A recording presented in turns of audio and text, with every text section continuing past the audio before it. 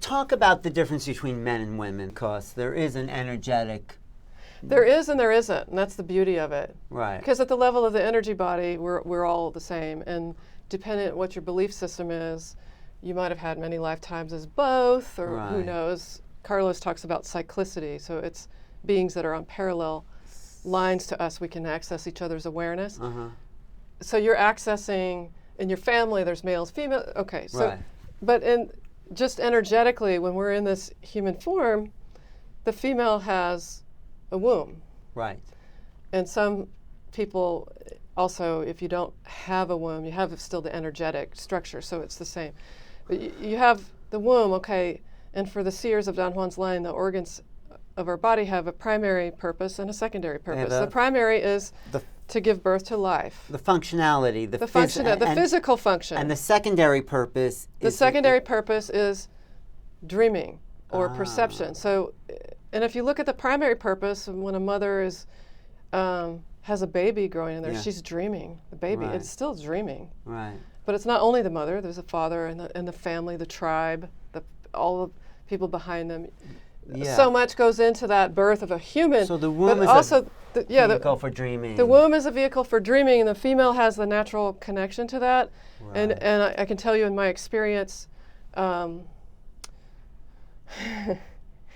a lot of layers to this. I remember Florinda would tell me I would get too much in my head because we're trained as women. Okay, we think the power is the male paradigm. So that's been there. Okay, so I got to sound really smart because I'll get attention from that. That's power. She'd be like, ask your womb. She'd be, ask your big barriga, your stomach, your womb. Uh-huh. That's a different consciousness. That receives. So that's not so much about putting out. But the intelligence of the womb, if you ask that, what does it say? It can say many things. But it will say, for example, take a pause. Let that person finish talking before you interject. Or it will say, take a walk right now. But men don't have that. Men don't have the womb, but what they have, it doesn't mean that men don't have that direct access. They just go about it differently. But women are more intuitive that way. They are, but here's the challenge for women. They take it for granted. They ignore it. They sometimes. Yeah. Not every woman, not all the time. But the tendency is to take it for granted, and Don Juan said that's not innate, that tendency, it's socialized. Right. That women have learned to be indifferent. They've learned to tune out. And appear like if I'm intelligent, I won't get a good mate. If I'm not thin enough, I won't get a good mate, so I'll starve and I can't think and I can't feel. Right. But I'm thin, so I got a good mate, for example. Right. Okay? We've been socialized to be a little bit... we're not all embodying that, but that can be a tendency.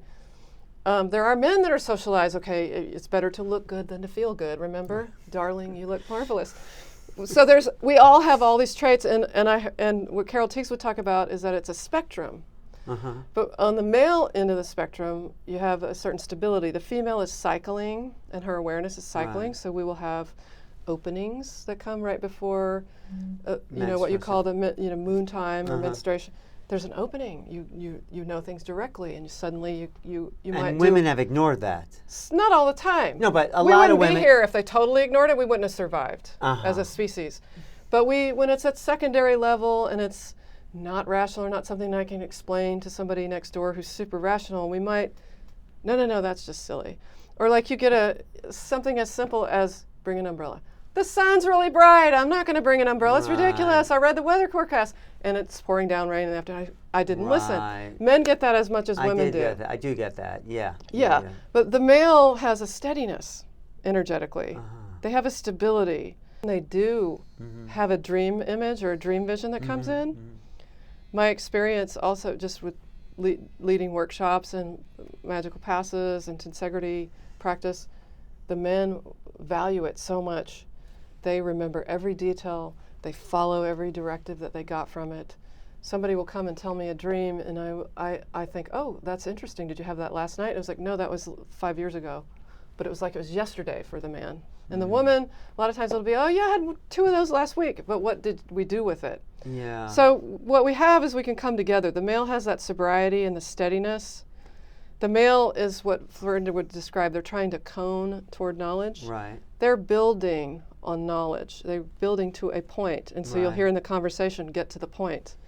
And the female is ranging. She goes this way. Right. So she's ranging.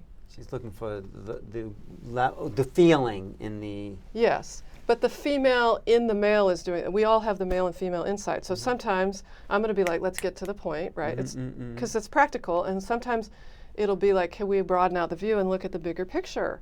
So males and females will do both. It's just tendencies. But just energetically, their energetic bodies are slightly... They have these tendencies, but you'll see people that are energetically maybe more what we'd call female who are in a male body. You will see the more masculine, and that's beautiful. That's called diversity, and that's how we get creativity.